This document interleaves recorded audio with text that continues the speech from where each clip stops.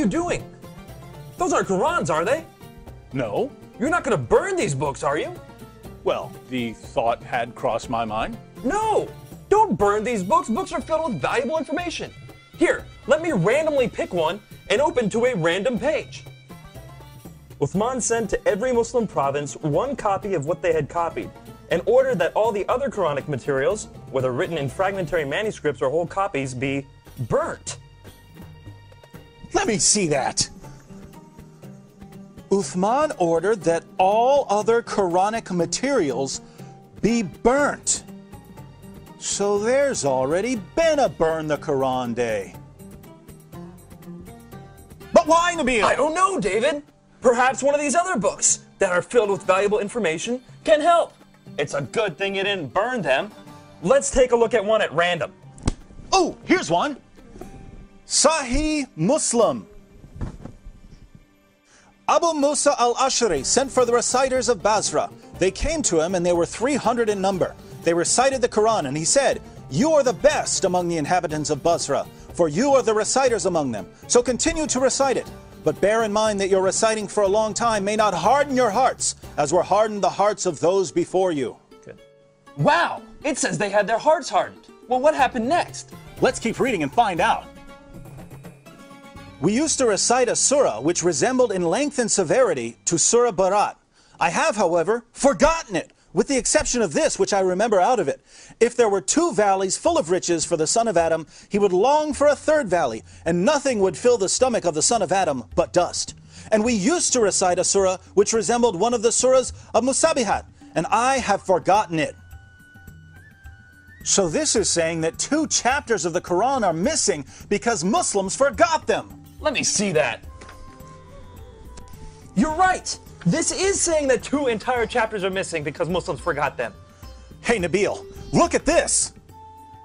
Ubay was the best of us in the recitation of the Quran, yet we leave some of what he recites. Ubay says, "I have taken it from the mouth of Allah's messenger and will not leave it for anything whatever." Wasn't Ubay the best reciter of the Quran? Yes! And wasn't he one of the best 4 teachers of the Quran? Yes! But he says stuff in his Quran that is not in this Quran. Let me pick a random verse from this Quran and read it. Surah 33, verse 6. The Prophet is closer to the believers than their own selves, and his wives are their mothers.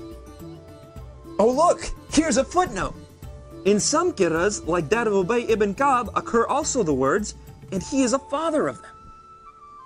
So Ubay, one of Muhammad's top teachers of the Quran, had words in his Quran that aren't in this Quran. But was he the top teacher of the Quran? Surely Zayd ibn Thabit, who put together the Quran we have today, was Muhammad's top Quran expert. Well, actually, Ibn Masud was the first name that Muhammad mentioned when it came to learning the Quran. You know, surely one of these books would have something about him. Oh, look, here it is. I heard the Prophet saying, "Learn the Quran from 4. Abdullah ibn Masud, Salim, Mu'ad, and Ubay bin Ka'b."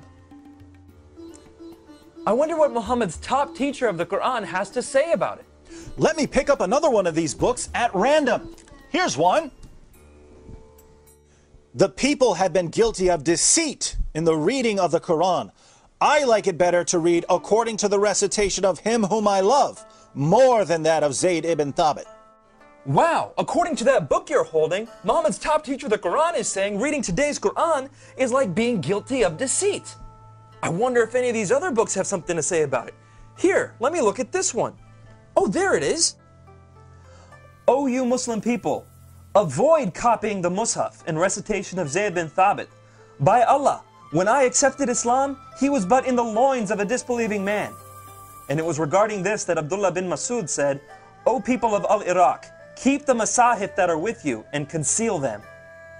So Muhammad's top teacher of the Quran says that today's version is deceptive and that we should avoid copying and reading it. But now I'm confused, Nabeel. Muslims have always told me that the Quran has been perfectly preserved right down to the letter and that the evidence proves this. That's what I was always taught. I'm sure one of these books will tell us that the Quran was perfectly preserved. How about that one? Let's see. It was narrated that Aisha said, "The verse of stoning and of breastfeeding an adult 10 times was revealed, and the paper was with me under my pillow. When the messenger of Allah died, we were preoccupied with his death, and a tame sheep came in and ate it?" The verse of stoning and the verse of breastfeeding? David, are these verses in the Quran? No! Then why not? Because Aisha's sheep ate them! David, we should read all these books and get to the bottom of this.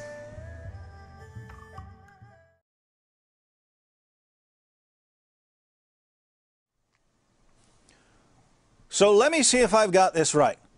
Muhammad died, and no one had compiled the Quran. The people who had memorized large sections of the Quran were sent into battle by Abu Bakr, and they were slaughtered.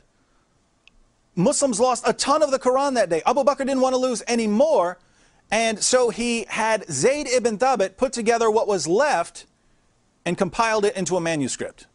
And soon thereafter, people started compiling their own manuscripts, and large disputes began to happen over what should be included in the Quran. Ibn Masud had only 111 chapters in his Quran, while Ubay ibn Ka'b had 116 chapters. And Zayd, who compiled today's Quran, only had 114 chapters. According to Muslim sources, entire chapters of the Quran were lost. Large sections of chapters have been lost. Individual verses have been lost. And in the end, Uthman put together what he could, put out his own official version of the Quran, and burned all of the evidence. Wow. Sure, I'm glad that no one burned this evidence. Nabeel, let's agree that we're never going to burn any book, no matter how much we disagree with it. Yes.